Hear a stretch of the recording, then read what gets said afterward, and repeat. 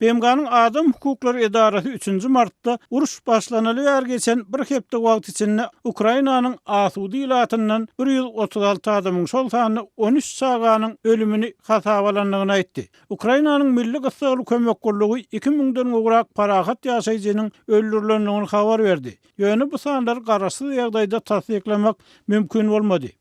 Fransiýanyň daşary işler ministri Jean-Yves Le Drian, Fransiýa 2 telekanalyna beren interwýusyny Ukrainada entek has erwet zatlaryň bolup biljekdigini öýdürdi. Ukrainanyň prezidenti Volodymyr Zelenski 3. martda ýerden halk eden video ýüzlenmesini Ukrainalylary garşylyklaryny dowam etdirmäge çagyrdy. Olary bir ýerde gün berilmez diýip Zelenski Rus basywaljylaryny nazarda tutup aýtdy. Ol Rus eskerlerini başı garjaşdyrılan we ulanylan çağalar hökmünde häsiýetlendirdi we olary öýlerine gaýtmaga çagyrdy. Rus harbalarynyň Ukrainanyň esas şäherlerine edýän hüjümlerini güýçlendiren we şu aralykda Rus goşunlarynyň giňerimli konflikt başlanaly bäri Ukrainanyň ilkinji uly şäheriniň merkezine baryp ýetendigi habar berildi.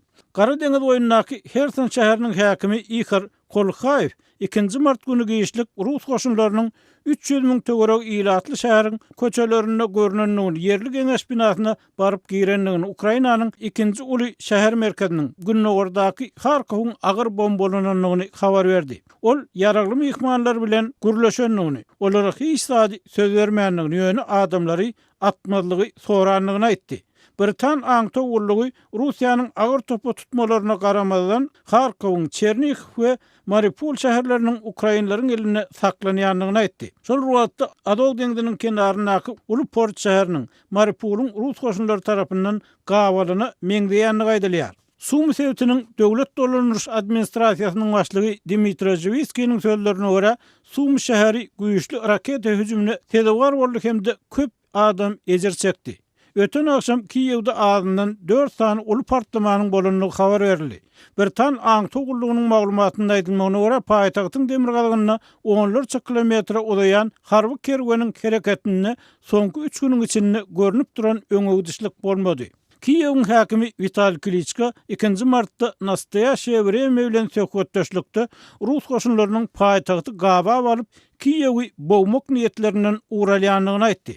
3. martda Belarusyň gün ortasyndaky Brest sewtini Rus wekilleri bilen atışygy togtatmak baradaky gepleşikleri uğran Ukraina resmileri ondan kämir öňöwdüşlige garaşmaýarlar. Ukraina prezidenti Zelenski uruşy togtatmak baradaky gepleşikleri başlamadan oňal Rus güýçleriniň Ukraina şäherlerini bombalamagy besetmeligini aýtdy.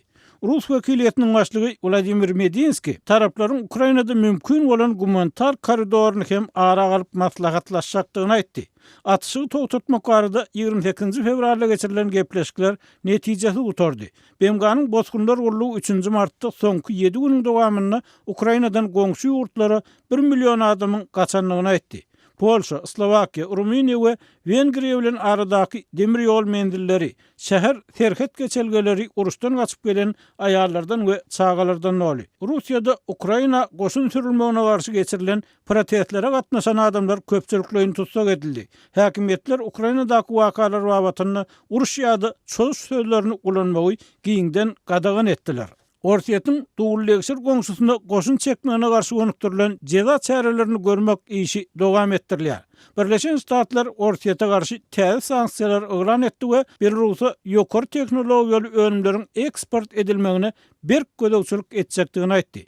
Hindistan we Awstraliýa ABŞ-nyň prezidenti Joe Biden bilen Awstraliýanyň we Ýaponiýanyň liderleriniň gatnaşmagyna Quad diýilip atlandyrylýan ýurtlaryň odal eglan edilmedik onlaýn ýygynyny geçirjekdigini habar berdiler. Orsiýetiň Gorunmak ministrligi 2. martda bir hepdodal başlanan hüjümden näri çeken ýetkileri barada ilkinji gezek maglumat berip 498 sany Rus eskeriniň öldürilendigini, 1597 Rus eskeriniň bolsa yaralanandygyny aýtdy. Emma bu sanlar garaşsyz ýagdaýda tasdiklanyp bilinmedi. Ukraina harbylarynyň 3. martdaky maglumatyna görä Rus tarapy bir hepdawdan uruşda 9000 çemesi esker ýetirdi. Ýöne bu sanlar hem garaşsyz ýagdaýda tasdiklap bolmady.